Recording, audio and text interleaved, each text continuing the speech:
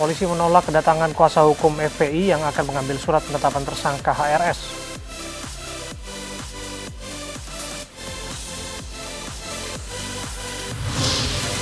Berkas perkara aktivis kami sudah lengkap dan siap disidangkan.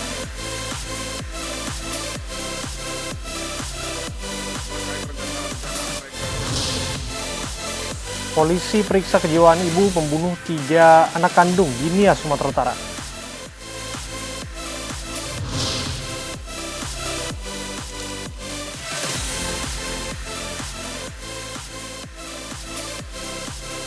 Halo, selamat sore pemirsa, demikian tadi berita pilihan iNews sore yang akan menemani selama 2 jam ke depan bersama saya, Aprilia Putri. Dan saya, Abraham Silaban. Kita awali yang sore hari ini dengan informasi polisi menolak kedatangan kuasa hukum FPI yang akan mengambil surat penetapan tersangka HRS. Penolakan dilakukan penyidik karena sebelumnya HRS 2 kali mangkir dari panggilan polisi.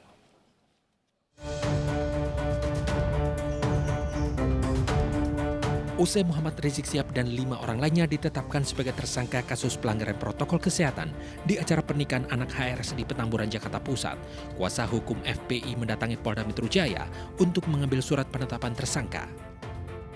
Namun kedatangan kuasa hukum FPI ditolak penyidik Polda Metro Jaya. Kabid Humas Polda Metro Jaya Kombes Pol Yusri Yunus menyatakan bahwa pihak Polda Metro Jaya akan menangkap Muhammad Rizik Syihab dan 5 orang lainnya sebagai tersangka kasus kerumunan Petamburan, Jakarta Pusat. Kemarin sudah dijelaskan ya, Saudara MRS. Jadi saya tegaskan lagi. Panggilan saksi pertama tidak datang. Panggilan saksi kedua tidak datang. Kemarin sudah ditegaskan tidak ada lagi. Polda Metro Jaya dalam hal ini akan melakukan penangkapan terhadap MRS. Ya. Sekali lagi saya ulangi, Polda Metro Jaya akan melakukan penangkapan terhadap MRS. Terima kasih.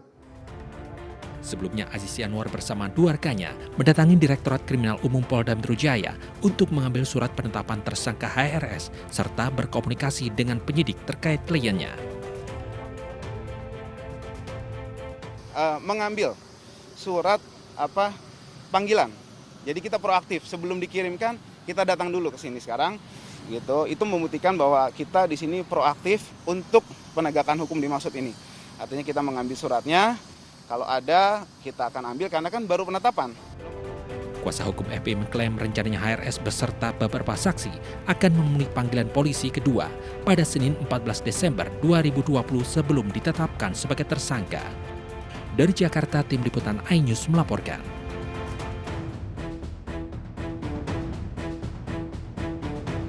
Direktorat Reserse Kriminal Umum Polda Metro Jaya telah melakukan gelar perkara dari hasil penyidikan kasus dugaan pelanggaran protokol kesehatan pada acara akad nikah di Petamburan, Jakarta Pusat 14 November lalu. Dari hasil gelar perkara, 6 orang ditetapkan sebagai tersangka, termasuk pimpinan FPI Rizik Syihab selaku penyelenggara acara serta 5 orang panitia dan penanggung jawab acara. Dalam kasus ini Rizik dijerat pasal 160 KUHP tentang penghasutan di muka umum, serta pasal 216 KUHP tentang perbuatan menolak imbauan petugas saat dibubarkan. Gelar perkara dilakukan tim penyidik meski Rizik Syihab telah 2 kali mangkir agenda pemeriksaan sebagai saksi. Jadi gelar perkara dilaksanakan pada tanggal 7 Desember 2020. Hasil kesimpulannya adalah menaikkan status tersangka kepada Muhammad Rizik alias Habib Muhammad Rizik Syihab. Ini surat ketetapan tersangkanya. Sementara itu, kuasa hukum FPI menyatakan penetapan Rizik Syihab sebagai tersangka merupakan bentuk diskriminasi. Saya menilai bahwa ini adalah bentuk diskriminasi. Karena perkara ini tidak hanya satu, banyak. Dan Habib Rizik bahkan selalu dikejar untuk urusan yang ini. Pada pemanggilan pertama, setahu saya, itu kan masih klarifikasi. Pemanggilan kedua, penetapan sebagai saksi, tapi pemanggilan untuk sebagai saksi. Nah, untuk penetapan sebagai tersangka, beliau belum dipanggil. Sugito menambahkan bahwa prosedur penetapan tersangka dinilai janggal karena 2 pemanggilan sebelumnya status Rizik Syihab sebagai saksi. Tim Liputan iNews melaporkan. Dan kita akan menuju ke rekan kami Kevin Pakan yang saat ini berada di daerah Petamburan untuk melihat kondisi terkini di sekitar rumah Rizik Syihab. Kevin, bagaimana suasana di sekitar kediaman Rizik Syihab sore hari ini? Ya, April dan pemirsa, pasca Polda Metro Jaya menetapkan Muhammad Rizik Syihab sebagai tersangka pada 10 Desember lalu. Ini situasi di kawasan Petamburan 3 yang mana juga dekat dengan rumah Muhammad Rizik Syihab terpantau normal, terpantau kondusif. Kami melihat tidak adanya penjagaan atau aktivitas yang cukup berarti pada sore hari ini. Dan memang berdasarkan pantauan kami, tepatnya di depan gang dari Muhammad Rizik Syihab ini terpantau sepi, tidak adanya penjagaan dari laskar ataupun simpatisan dari FPI. Dan memang tadi juga kami melihat baik kendaraan roda 2 maupun kendaraan roda 4 ini bebas begitu untuk masuk atau keluar dari gang tersebut. Dan memang kondisi ini juga berdasarkan informasi yang kami peroleh bahwa terjadi juga pada tadi pagi bahwa tidak adanya penjagaan yang dilakukan dari pihak FPI. April dan Abraham dapat kami informasikan juga bahwa untuk situasi lalu lintas di Petamburan 3 ini juga terpantau ramai lancar, terpantau normal, baik dari arah Selipi menuju Tanah Abang maupun dari arah sebaliknya. April dan Abraham dapat kami informasikan juga bahwa Habib Rizik Syihab ini ditetapkan sebagai tersangka karena adanya melanggar protokol kesehatan, tepatnya mengenai kerumunan pada 14 November lalu. Dan memang selain Habib Rizik juga ada 5 orang lainnya yang ditetapkan sebagai tersangka, yakni dari pihak Ketua Panitia Acara, Sekretaris Panitia, dan juga dari pihak keamanan acara.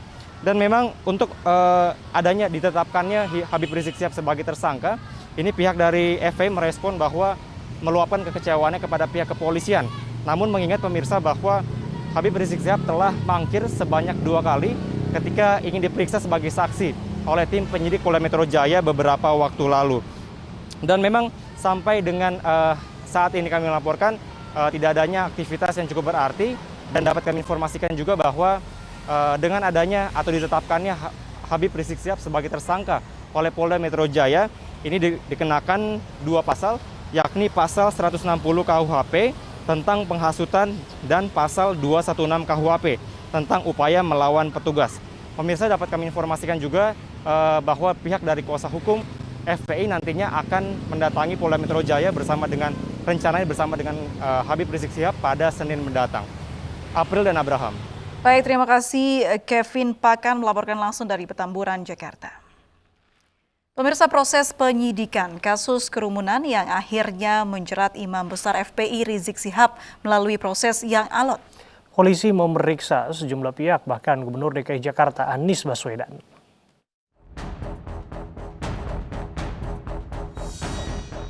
Berawal dari kedatangan Rizik Syihab ke tanah air yang disambut ribuan pendukungnya di Bandara Soekarno-Hatta, hingga saat melaksanakan acara Maulid Nabi dan pernikahan putrinya yang mengumpulkan massa di Petamburan.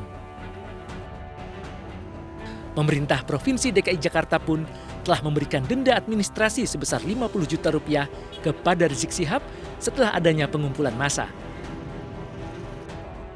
Selain itu, digelar pula pemeriksaan tes cepat COVID-19 di Petamburan untuk mendeteksi timbulnya klaster baru. Namun polisi tetap melakukan proses hukum atas adanya dugaan pelanggaran protokol kesehatan. Kerumunan, akad nikah di Petamburan berdasarkan hasil penyelidikan sudah ditemukan adanya perbuatan pidana, sehingga hari ini naik sidik. Semua pihak yang dipandang perlu untuk dimintai keterangan akan dipanggil untuk dimintai keterangan. Sejumlah pihak diperiksa penyidik Polda Metro Jaya, termasuk Gubernur DKI Jakarta Anies Baswedan. Rizik Syihab tidak mengindahkan 2 kali pemanggilan polisi untuk dimintai keterangan dengan alasan sedang beristirahat. Pada panggilan kedua, Rizik Syihab hanya diwakili kuasa hukumnya. Setelah melaksanakan gelar perkara, polisi akhirnya menetapkan status tersangka kepada Rizik Syihab atas pelanggaran protokol kesehatan saat pandemi COVID-19. Tak sampai di sini, Imam Besar FPI Rizik Syihab juga akan menghadapi kasus kerumunan di Megamendung Bogor, Jawa Barat yang saat ini berproses di Polda Jawa Barat. Mendatangi Komisi 3 DPR, keluarga Laskar FPI meminta keadilan atas kasus yang menimpa mereka.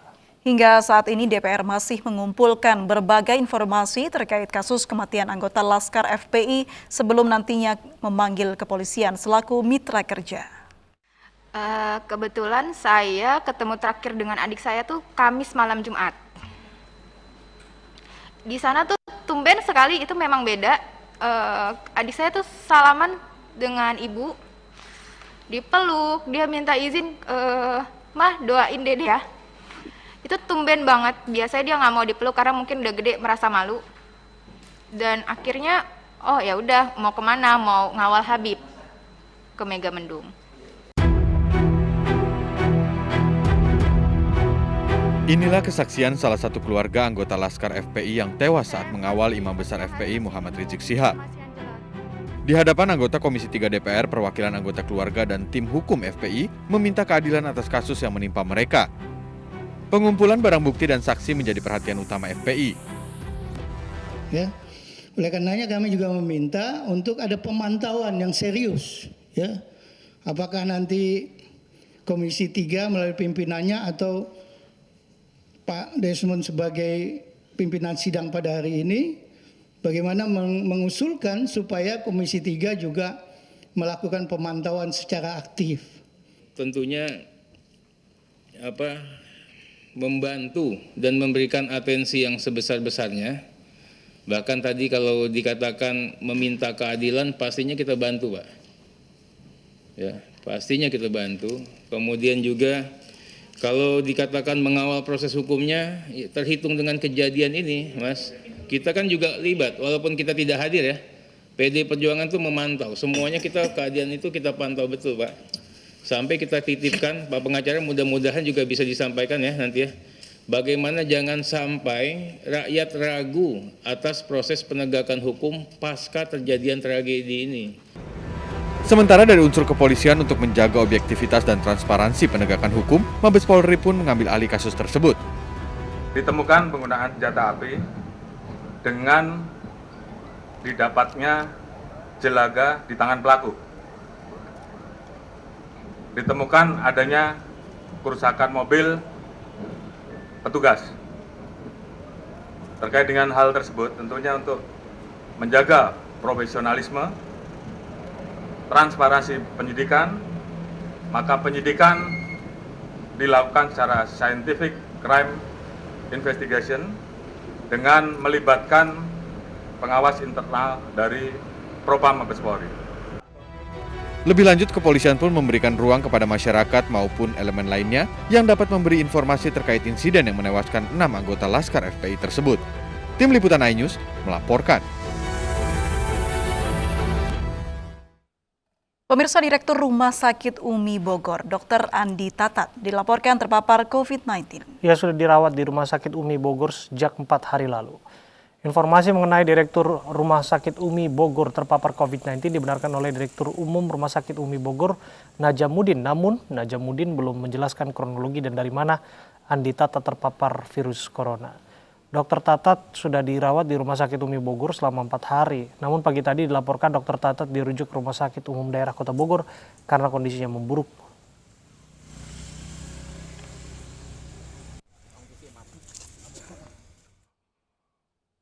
Seorang anak di Jambi tega menganiaya orang tuanya hingga tewas hanya karena berselisih paham. Kami kembali usai jeda berikut ini.